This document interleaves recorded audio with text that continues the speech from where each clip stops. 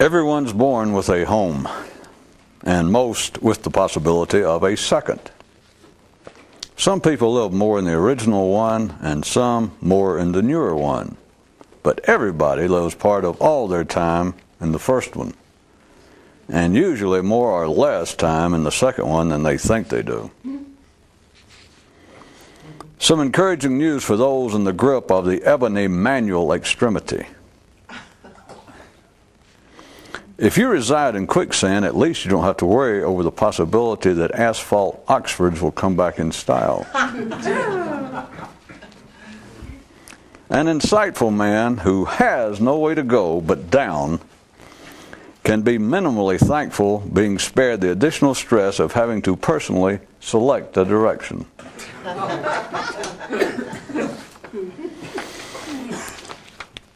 Once upon a time in an enchanted land, a pride of lions miraculously learned how to think, speak, and read.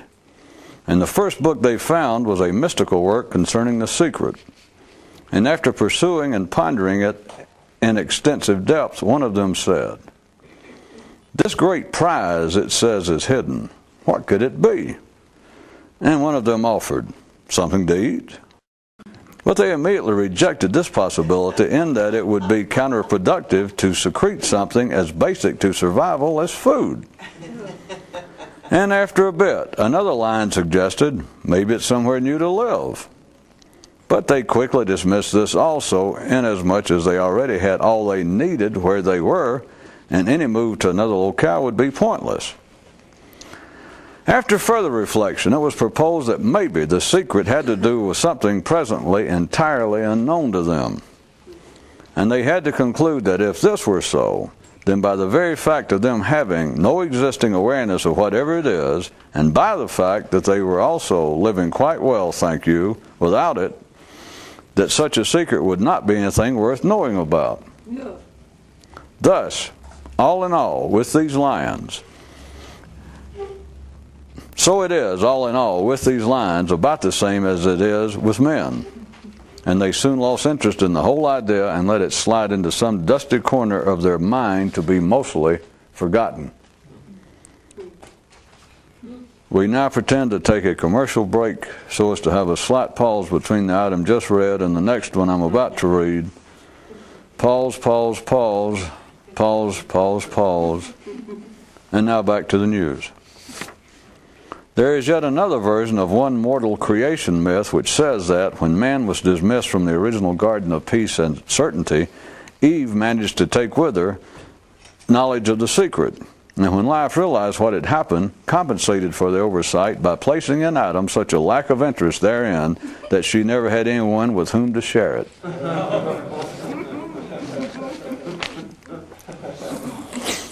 One man says that squirrels got in his attic. He says he doesn't know if it's several or just one, but that whichever it is, they make enough racket for a whole battalion.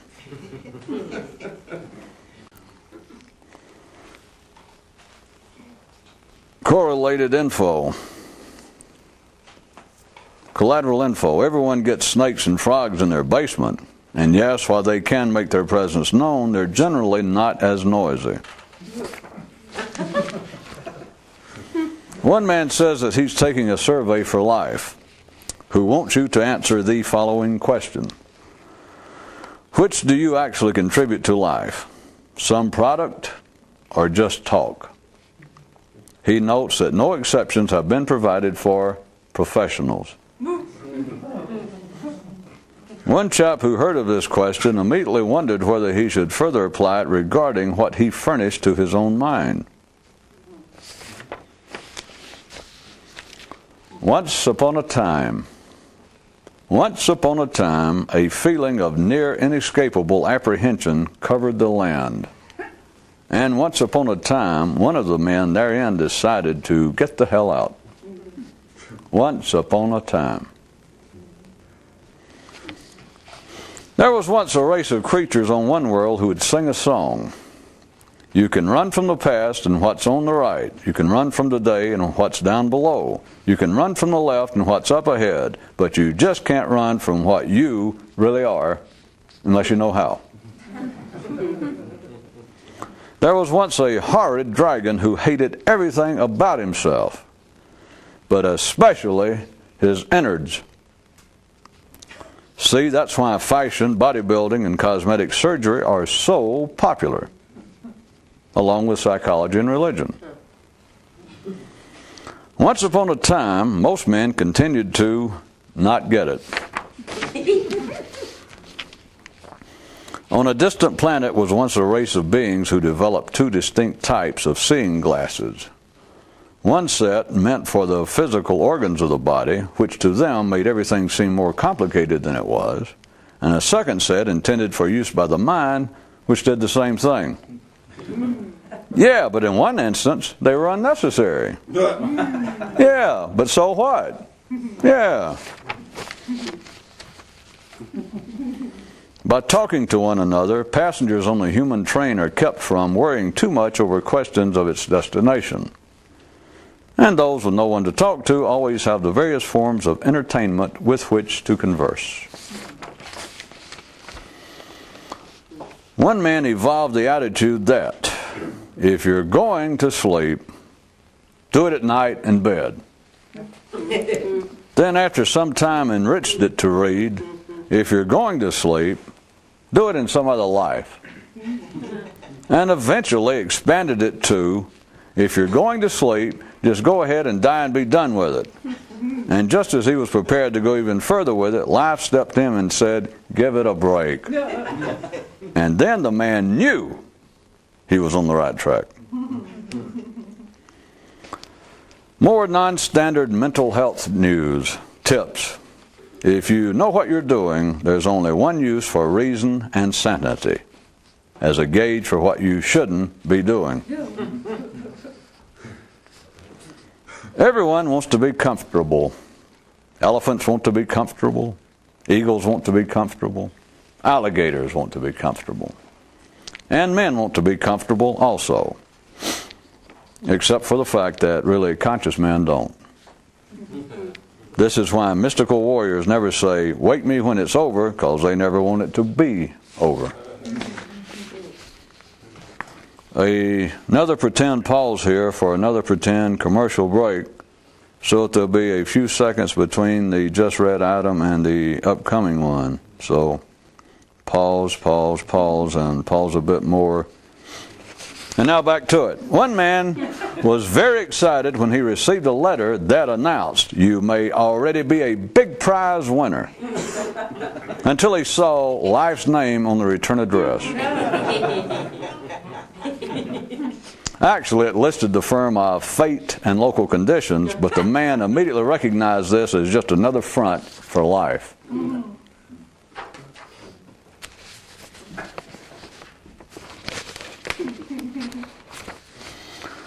Another hint of the secret lying right out in the open. Who writes these things?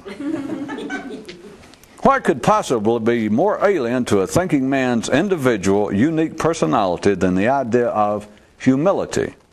In that it is only by a constant, self-serving self-reference that the thing manages to survive.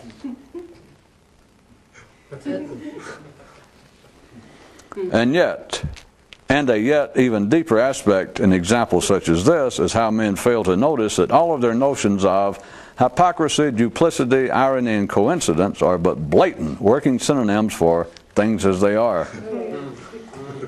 When men think of the viable waters as a stagnant, toxic pond, they will treat it dismissively and never witness the thriving life therein. Little need to hide that which no one wants to see. For his birthday, one man wrote and sent himself a wish song, which went, I'd rather be pissed than live like this. Then realized his expressed desire was already a fait accompli and demanded that the mailman give him his money back. All proverbs written to inspire ordinary men are as enriched slop thrown to hogs, to whom slop is slop. Fear of death can cause a man to alter his physical behavior, but what the hell does it take to do something similar with his thinking? Well, to be truthful with you, the answer to that question is known. It's just that it's, well, so downright disagreeable to most people that it might as well be otherwise. A certain chap carrying the mystical wiring imprint thought to himself, even if I don't become a recluse and retire from the company of other men, at least I should be grateful that I'm apparently such a natural-born shit-ass that I'm not overly bothered by others as things are now. A certain alert man, upon hearing the proverb, charity begins at home, at first determined to leave home, but quickly realized it was just his mind which heard this, and thus the whole thing was irrelevant and not to be concerned about. A certain warrior, while on a trip, accidentally left his mind on the plane, and after realizing it, decided to forget about it. A certain lad asked his equally certain father, in the viable midst of the robust irrational, how can you be sure of which path to take? And his old man kindly replied, exactly my point. Legend says that on one world was once a man who discovered the secret and who asked life directly if he could talk about what he had learned publicly. And that life said, okay, but first wanted to know if the man planned to present his findings in a positive context or a negative one. And when the man said positive, life rushed him away saying that he had picked the wrong one. In an attempt to simplify his life and create more closet space, one man decided to take everything he knew and thought about and lump it all under the umbrella name of Don't Bum Me Out. And now for a little quiz based on the facts given above. Only no one in this man's household found this to be funny. And since he lived alone, the question is, what gives here, huh? There was once a world populated solely by cripples.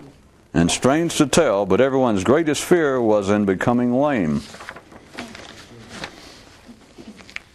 One guy gets so pleased with himself for just accomplishing the least little thing that he remained a least little thing. There was once a king who blamed all the troubles of the land on outsiders. All rulers are so prone, that is, all two-eyed ones are, in that they are unable to see that the boundaries between their domain and all others are illusionary, as would be obvious from a five-dimensional aerial reconnaissance. Only water drops in oceans and awakened men on land have no territorial disputes. Them and their own more intensely ignited neural connections. In the realm of expanded thinking, the idea of exclusivity is baseless, save in one area. When ordinary men hear the expression, life giveth and life taketh away, they bemoan the fact. While when the more conscious hear it, they delight in its promise. In case you've yet to see it like this, I'll make note for you that one of the major uses men make of religion is in the notion of an extra systemic supreme being who alone can know the secret. Helps keep the 70-odd years of mortal exertion to a minimum. There was once a race of creatures who were born with a film covering their skin. But as they grew, they removed it and swallowed it. What do you think of that? One boy asked his father, if you talk about men long enough, is there any chance they'll go away? And one guy groaned to himself, how long can this go on? And laughed replied, you talking to me? Four-dimensional psychology laid bare on a five-dimensional operating slab. Things are coming apart that think they're coming apart. And some things are coming apart that have no such thoughts. And some things that think they're coming apart aren't. You decide, doctor. You're the one wearing the mask. Another benefit of being of ordinary mind is that time never runs out. Oh, you can think it will, and you can fear that it won't. But it doesn't matter. It still never will. There is one lesser-known myth that says when the mystical king would give each knight their original charge, it was not to go slay some dragon or rescue some maiden, but rather that he was challenged to ride forth and break his wristwatch. This, of course, being appropriate only for those who had already smashed their pocket mirrors and combs.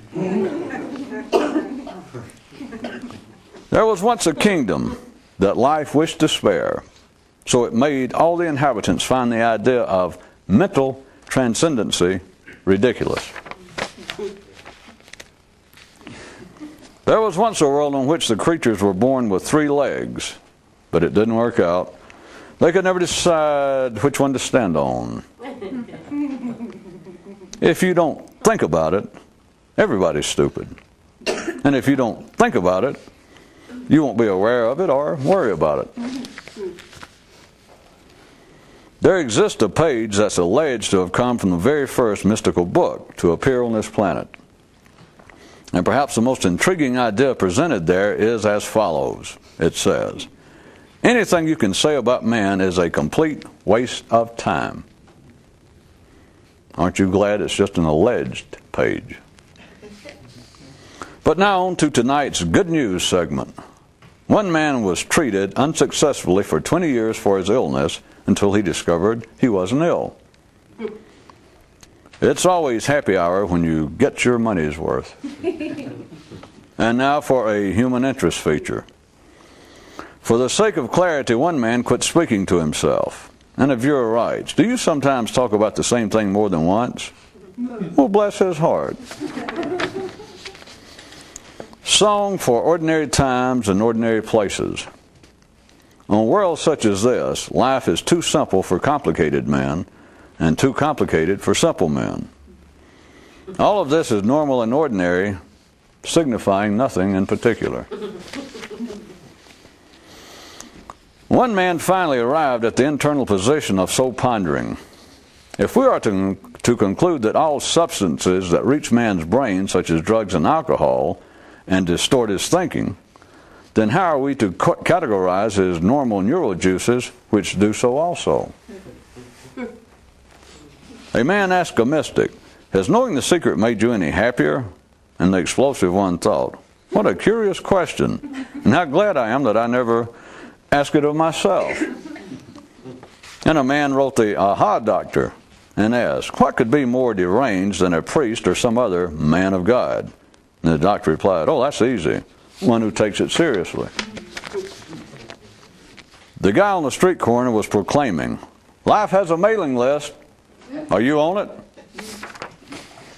After hearing about such ideas and possibilities, one man pondered, if there is a secret about life being hidden from man, then is it being hidden from his body or from his mind?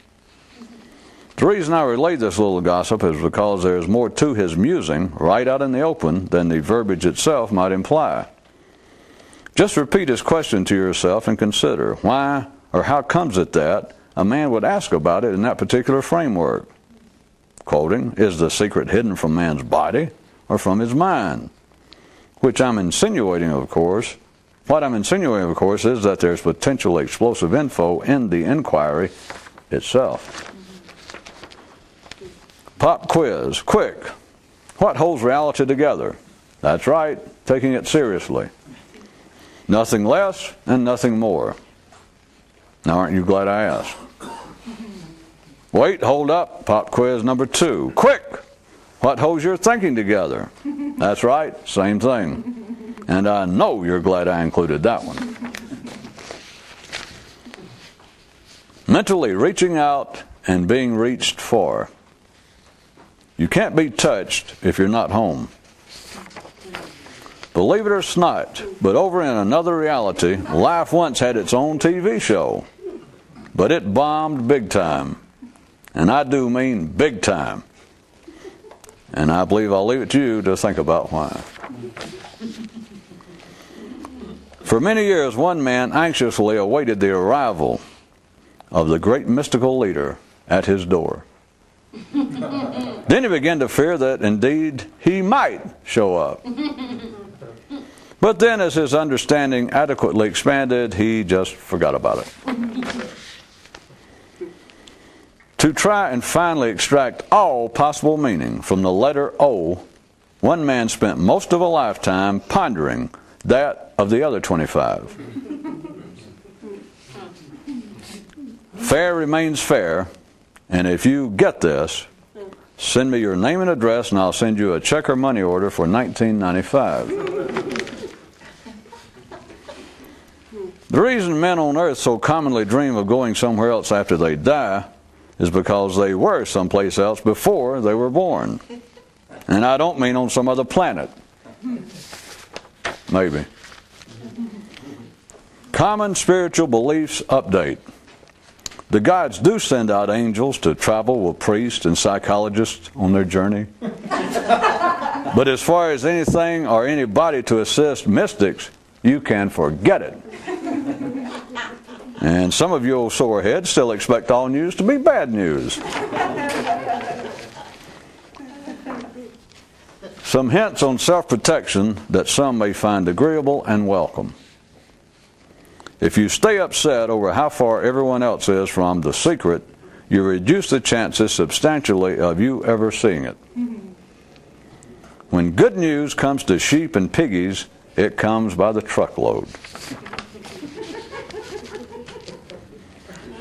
To be honest about it, we should say that there are two kinds of mystics in the world. The kind who believe that they are and who find life to be really weird and complicated, and the kind who actually are, who see life and to be no such thing. Another description of the pursuit of the secret, a twin temporal directional genetic mountain climbing. One day, life told this one man to shut up. And the man immediately retorted, "You shut up." And life instantly shot back, "No, you shut up." And around like that they went. If this sounds at all familiar to any of you in our viewing audience, you may send me a check or money order in any fine amount you'd like. A lad once asked his dad, "Why does the motto of all mystical activities of all times and places seem to be, 'We are here to serve'?" And the elder replied, "Simple, because they never said it." And the boy thought, "How simple indeed." And from behind the door, life muttered, "Shut up." The justice available to man is that if there's a certain thing you don't want to see, you don't have to look. One day life called local conditions in and said, "I've about by God had it with you." And conditions immediately replied, "Boss, I think you've made a mistake. I believe you meant to call in men about this." And life rubbed its eyes and admitted, "Yeah, you're right." And finally, life told one guy to shut up. But hey, we've already covered that. Plus, a mystic knight's shield was recently discovered which had inside these words inscribed: "You do not truly know the secret until you have worn that sucker out."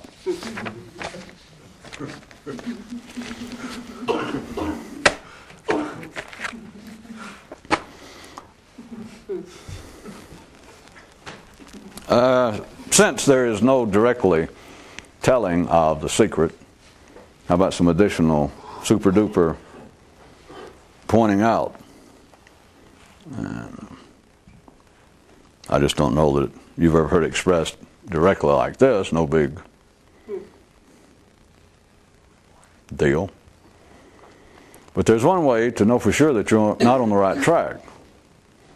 And that's when you're in your normal state of thinking. And you have the world, you have a history of man throughout the world being intrigued with the idea of there being a possible other state of consciousness awareness, of being, and that there might be in such a state knowledge of a sort not normally available, hence the term transcendental. But the natural sequence of human thought is, after that has been accepted as a possibility, the next question, by Zeus, by Jove, by God, is, all right, then how do I go about it? Tell me quick, I'm in a hurry. Tell me quick, tell me quick. I got a sizable IQ. I said IQ. Oh. Doing all right, and I can take it. Tell me exactly what to do. And unless they fall into a tangle with someone equally as simplistic as they are, they will not find such an answer. They may imagine, they may try to piece together the so-called remnants of ancient imagined mystical writings. As I said, they can certainly find a dance partner, someone who says that they know exactly what to do. They've always been around. But the fact of the matter is that there is no direct way to tell someone what to do. At the most simplistic form, as I've already pointed out, people try and work on their body. They try and affect behavior. That is the obvious place to start. It is certainly the easiest to do. What more do you want me to say? And that's enough. That's enough to make you marry somebody. If you say, well, it's the obvious person, and they're easy. You say, well, what the hell? Come here. Or a job.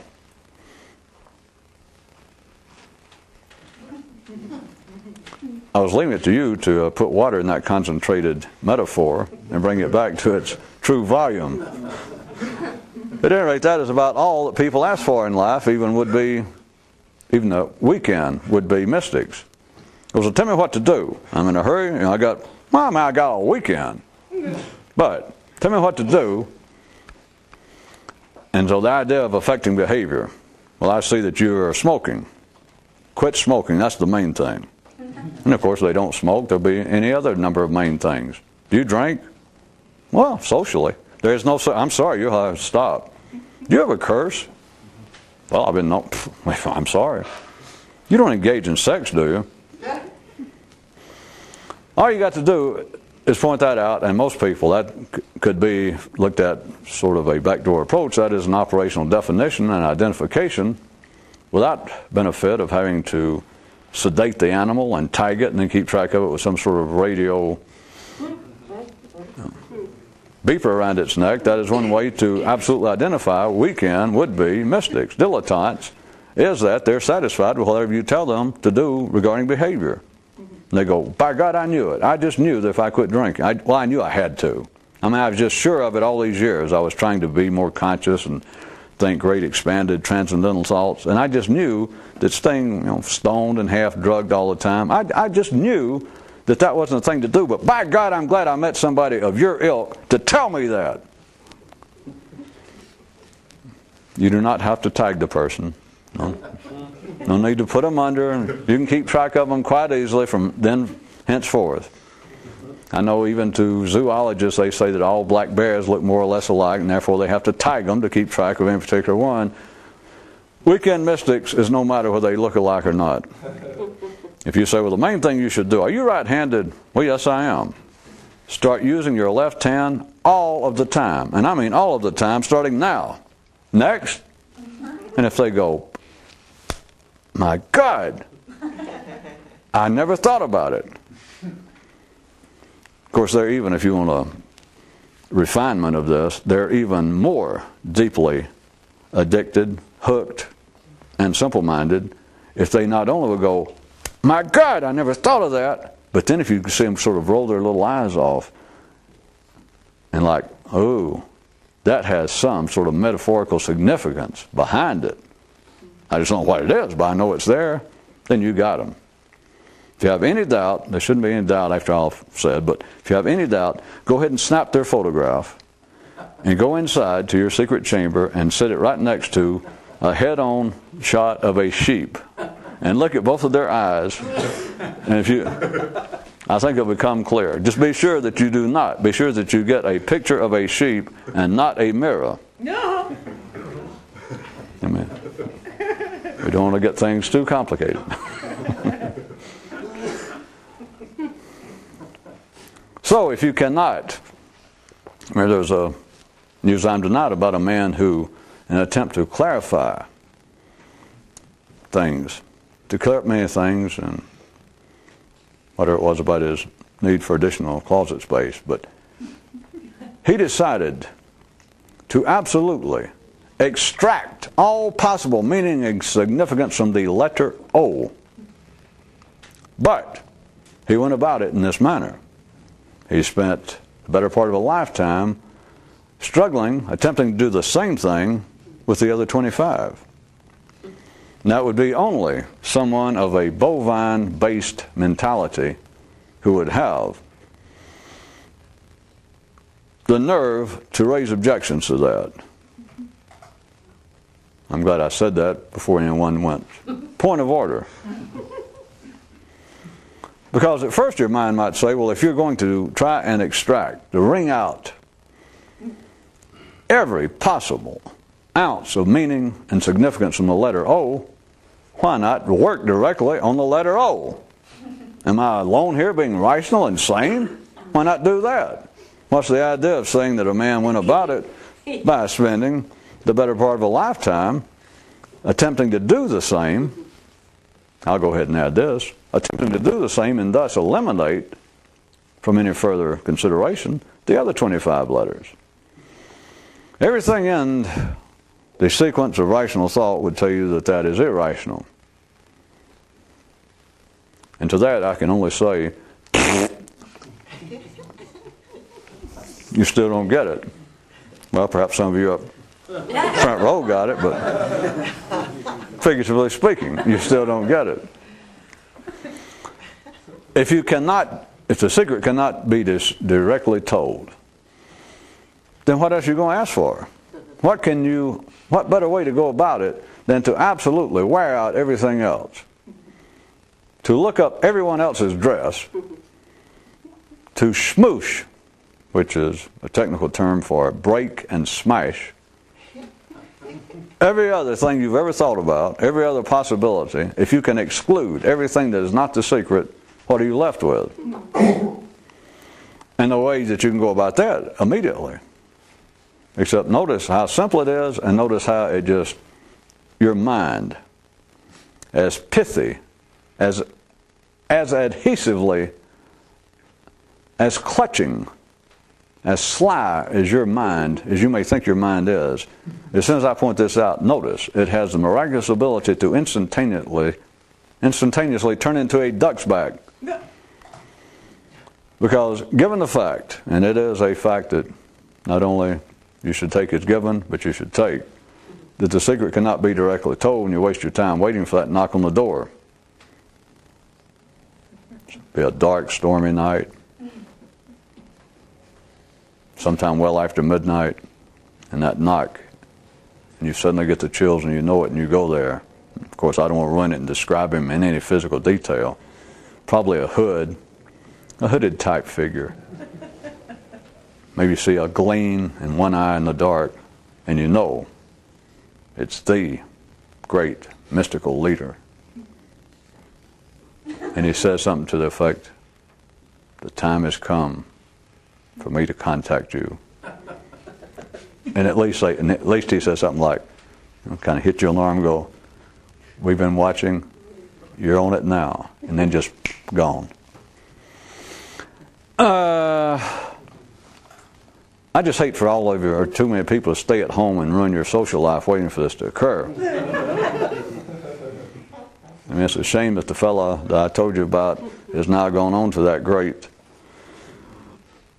lower Dewey Decimal section in the sky, or else I'd send you down to the library and you could hang around the occult section, and sooner or later, if you kept looking up at it with those sheep eyes, sooner or later, he personally, you won't have to wait for a dark and stormy night, he would personally slip up behind you and pull that shit on you.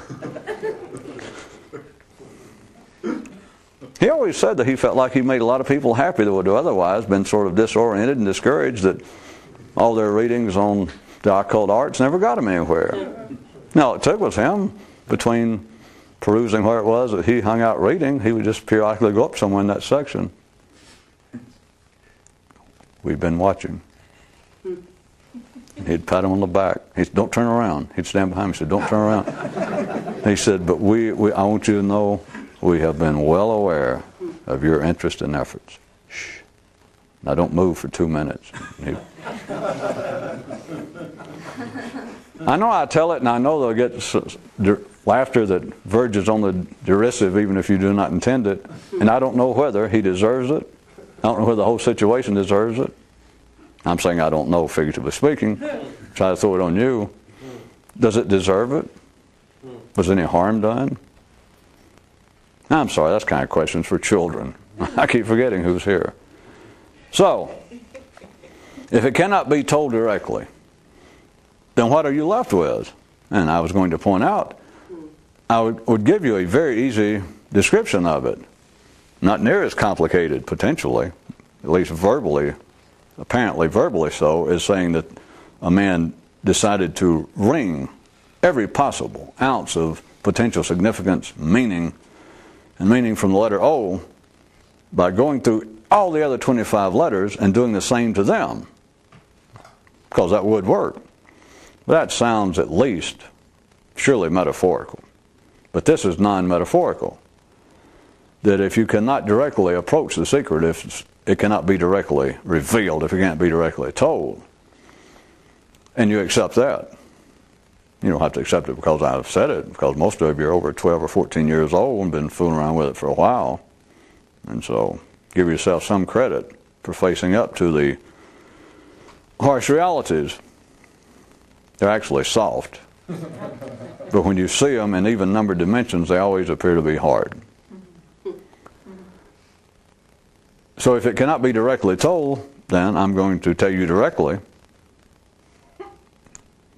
something otherwise. If it cannot be directly told, then we're left with every possible thing else in the world to be told, which would take forever. So I'll narrow it down.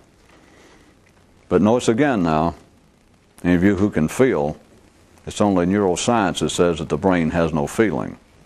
You know that's not true, so if you'll turn your your mode of secret sensation onto the brain, as soon as I start to say this sentence, you will feel the little exertions of down coming out to cover your frontal lobes. Well, at least they have this stick. Here is how you can be sure that you are not in any manner, any fashion, any wise, is that enough? Way approaching the secret, on the path to the secret, getting close to the secret, about to stumble on it by accident. You're doing nothing involved with approaching the secret. And that is, you're in your normal thinking condition.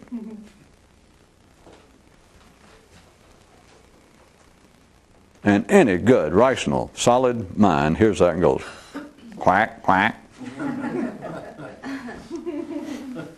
Which allegorically fits the occasion, at least in two ways.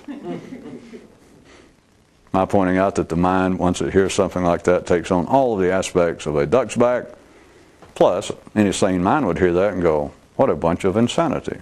Hence, quack, quack. It wasn't worth it, but it's too late now. How about two stories, historical stories? Consider, I already brought up once, the old, from the era, considered the Confucian school. Also considered, all this is unimportant other than the fact that people consider it this way, and it's just sort of a side thing that you might get some hors d'oeuvre nourishment therefrom, rather than the main course. And don't write and tell me there's no such adjective as hors d'oeuvre. There is now. That is that from the Western view, from the contemporary view last I heard, the whole Confucian school was now seen to be, considered to be, the first systematic attempt at philosophy. That's good enough. But at any rate, the one I brought out, the idea attributed to Confucius and or his school or followers, that a wise man, read a mystic, someone who knew what was going on, is translated oftentimes from them as a good citizen, a wise citizen. That is, just an ordinary man that's got more sense than a king, than the tyrants that, with which they were forced to put at that time. that he said that a wise man would not enter into dialogue with a king, that he would not accept a king's invite, no matter how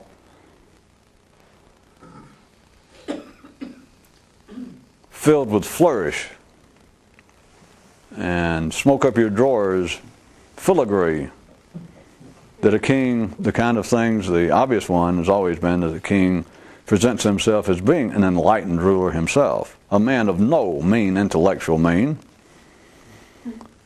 And he invites the philosopher, the mystic, the wise man, come and let us break verbal bread together. The Confucius pointed out, the king does not want to break verbal, theoretical bread together. He wants you to come in. He has obviously recognized you, or he hears that you are an accepted wise man, and he's inviting you there to yes man his theories, and lacking that, you will not be breaking bread. It will probably be the sound of bones breaking, and you can guess whose that will be. Much has been made of that. The whole line of it apparently having to do with political philosophy, all the way from that into Machiavelli, Henry Kissinger. You. I know who you are.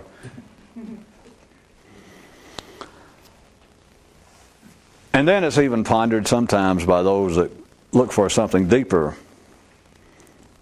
in the early Chinese writings, that they're just sure there's enough in there that must have other metaphorical meanings and not just be based upon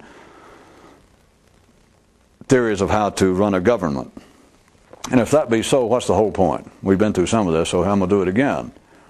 Look at the idea of not falling into or not entering into a dialogue with a king as a more conscious person, not taking his ordinary thinking processes, which is the king of personality, is the ruler of you neurally, is not entering into any conversation with it on a serious basis, because there's nothing having to do with a man's ordinary thought.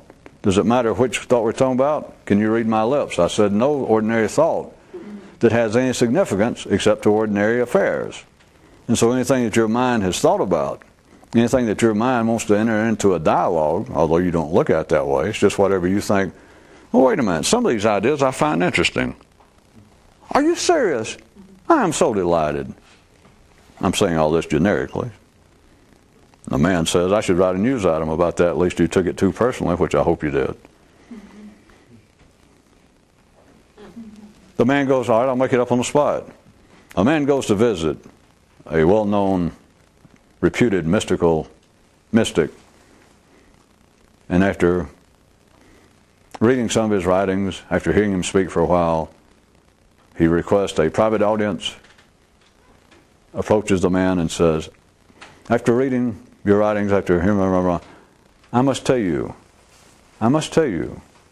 I've given it the deepest pondering, reflection. And I must tell you, there is much, I mean much of what you say that I agree with. And I just see the mystic suddenly leap up from his desk and go, are you serious? Finally! Oh, are you putting me on? No, come on, are you putting me on? May I assume that you get the symbolic meaning? Because you can forget it being between something mystic. The reason I said don't take it personally, because it'd be easy for someone to listen and think, well, that I was making that story up for some sort of self-serving purpose on my part, to say, well, hell, nobody understands it. Screw all that. Put it back where it belongs. As you hear some of it, and your mind goes, you know, some of that I agree with. And if you had any sense, especially any sense of style, mystical style, you would say to your mind, oh, come on. Oh, no. Hey, wait a minute. Oh, hey, now you just tell me that. You're just shucking me. Which leads us into, I got another story. That as much as you can look at the foibles of the mind and the serious flaws of thinking, you could also look at all the man's normal, what's just normally available of his thinking. it should at least operate as his own private Socrates. To change the era and the geography. It should. That rather than your thinking be something that, well, let's sit down and have a serious conversation, or rather than your thinking be something that validates some of what you have thought or heard, and of course at other times stands as a beacon of reason and rationale to warn you when you could be fox passing, or possibly fox passing. At least Socrates, and take it in the fullest possible. We've stretched him every which way but loose anyway. But the whole idea that he had nothing in mind, that he almost had no mind, that should be your mind at the very least. It should operate as your Socrates. Or if you'd like to put these two together, and plus the one I just pulled about using my invented story of a guy approaching a mystic and saying that he could certainly agree with much of what he said, and then putting in your head. I wrote you a news item several nights ago, several tapings ago, that said there would be another approach, which is the same thing we're talking about, with a slightly different twist. Skip the olive, but a slight different twist. That rather than struggling against the flow of traffic, that is, rather than struggling directly against what your mind ordinarily thinks, but back to using the traffic flow. Now, the idea that your thoughts and what seems to be your conscious awareness is like staying out on a front porch, and as soon as you realized you had a front porch at the age of 4 or 5 or whenever, as soon as you were there, it was traffic. You don't know where it came from, you didn't start it, you didn't select it, and you can't stop it. All you do is now have opinions as to which parts of it you approve of less and more, if any of it.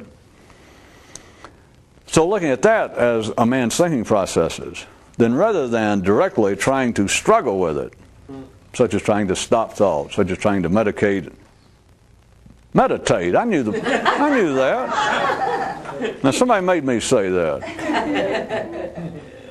Guess it's those pills. At any rate, trying to meditate your way into blissful satori. That rather than fighting directly, struggling with traffic, how about this? I'm not saying you shouldn't or can't, but here's another way.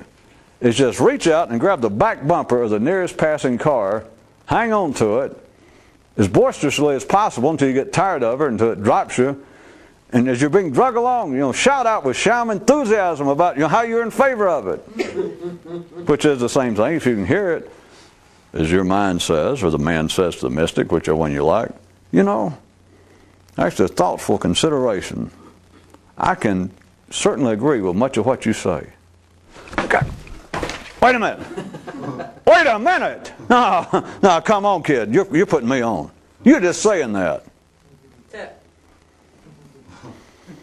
I sort of like the original now that I made it up. Since you know now that I don't mean it in an anthropomorphic. That brings on an additional new twist. How you can take a story about people and then point out that you didn't mean it anthropomorphically.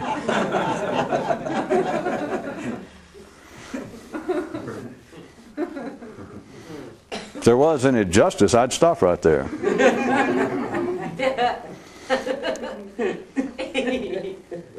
But at any rate, some of you should, what I assume is your action is that you get some pleasure, because it's the greater pleasure, in one sense, of seeing it as an actual story.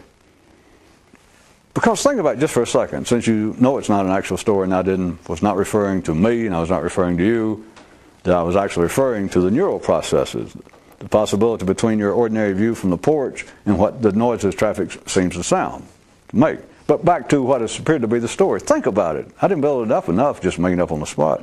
But think about some guy that heard about some reputed real wise man. Some guy knew the secret and tracked him down to some cave somewhere, some monastery. And they let him in, and he asked to see the guy. And well, he doesn't just see just anybody. So they give him some books and things the guy's written.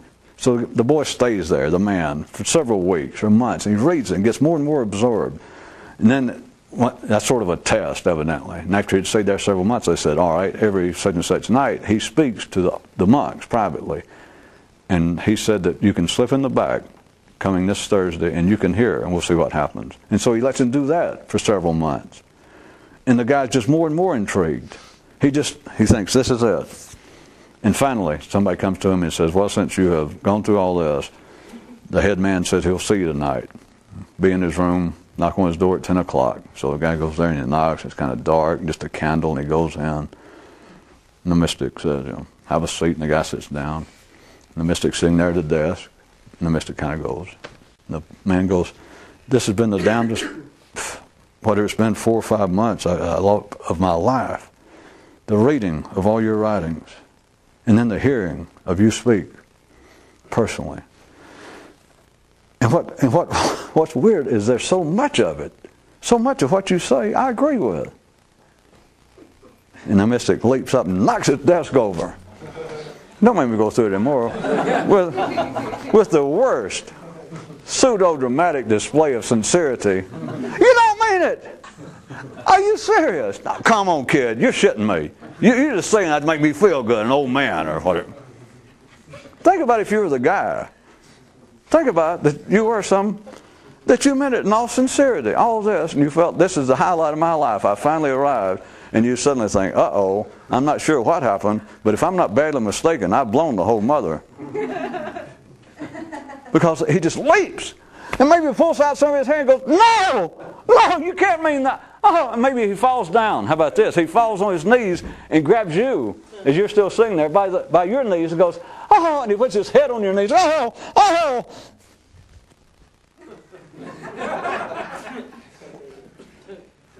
Wouldn't it be likely that you might begin to think, I smell some sort of rat? And it may have been one that I brought in with me. I think something has gone terribly amiss here. Now, you enact that same scenario. I'll just hate to be a fortune cookie teller. Hate to be a procrastinator. Prognosticator. But I think it's safe to say that almost in every instance, with every human hearing this, more than several times a day, you enact and then reenact that same scene. You certainly don't look at it that way, but it is just as foolish, it is just as meaningless, it is just as pseudo-dramatic and meaningful as you hear something and go,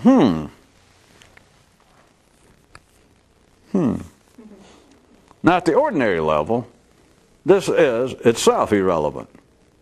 It's only, there's another, if you need another identification mark, if we've already used up the ear of one of the ears of the bear or cow, and you still need more identification, you should be far beyond that, but to take anything at the ordinary level worthy of, I'm sure everybody knows, but for you out in TV land, I mean, if you listen to the head pope or the chief rabbi or the prime minister, the king, the queen, the president, a professional of any sort, and you hear them announce, well, head of the Federal Reserve, head of Salomon Brothers, if they were still in business. At any rate, you hear some important person, a person of authority, a person of insight, a person of wherewithal, and even some with wherewith some. And you hear them announce, you hear them make a serious pronouncement such as, friends, fellow countrymen, this is a perilous time in which I must address you. We are on the verge of a serious situation, even as we speak, etc. It's a matter of whether we're going to stand up for what's good and just in the Albanian way of life, or whether we'll let those Turks and Fijis push us around. We're going to have to make a decision. It's the kind of night through which none of us, right-thinking, decent people, can sleep. We must take this time to reflect and ask ourselves, whither goeth thou? Us. Think on it, my friends. And if you find yourself going, my God, Jeez. You mean the economy is collapsing? You mean we might be at war? You mean the Democrats might get back in charge of Congress? You mean interest rates on my credit card may again top 20%? You go, huh? Then there you are. In case it makes you feel any better, the worst that's happened to you that's going to happen in life. You just don't know it yet, but if you had any sense of comprehension, death. Death is going to be like a weekend camping trip. You're going to be delighted because you've already experienced the worst. If you take life seriously, if you take any of that worthy of, I just had to go back and recover that. So back to you people though.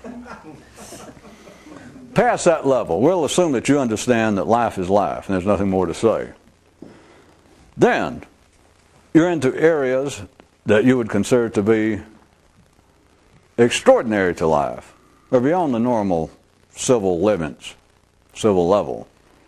But when you hear that, it's back to my story of the guy in the Mystic, when he says, you know, I've been reading and listening to you, and I've got to tell you, I thought about it. I stayed up nights in my little room that you gave me, and I pondered it. And I looked out the window, and I must tell you there is so much that I agree with that you say. And the guy leaps up and grabs you by the knees, holds your little hands in his, and goes, oh.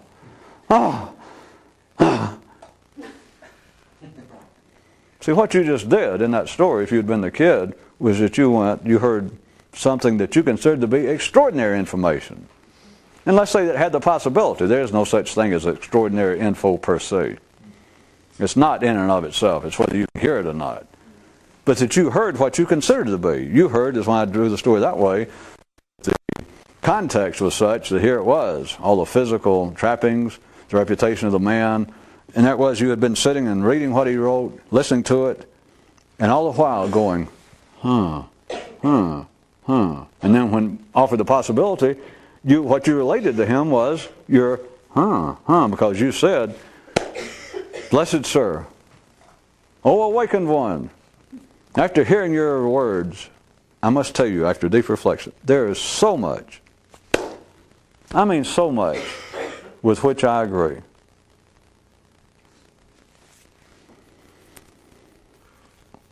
See, a real warrior doesn't have to worry. A real mystical knight, you're not worried over being killed.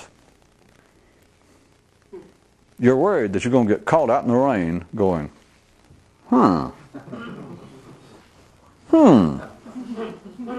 Or even at what you thought was a crossroads of some kind. You go, Let's see, which way will I can go this one. See, it's only ordinary people, only weekend warriors that imagine a potential horrific, bloody, gut-wrenching death. I could not think about it. I got to pull out a whole nother meaning that he never had in mind of Cervantes. Nothing violent, but a real mystical knight, they don't dream of the dragon's going to eat me. The evil princes and kings that have stolen the beautiful queen, the maiden, they will cut me into little pieces and feed me to the pigs if they catch me. He understands what's going to happen. He just sees himself. Not going out with some, being slaughtered by other warriors. He sees himself, about 7 o'clock, it's getting dark, probably late fall, early winter. He's at a crossroads somewhere. And the signs are kind of muddied and down, and it's beginning to rain on him, and him going, well, let's see. That is the sort of thing that a mystical knight does not want put into stone, captured in 3 dimensions, and turned into the figure on his tomb. Yeah, but then I could say, but ordinary people would come by and go, well, don't he look thoughtful?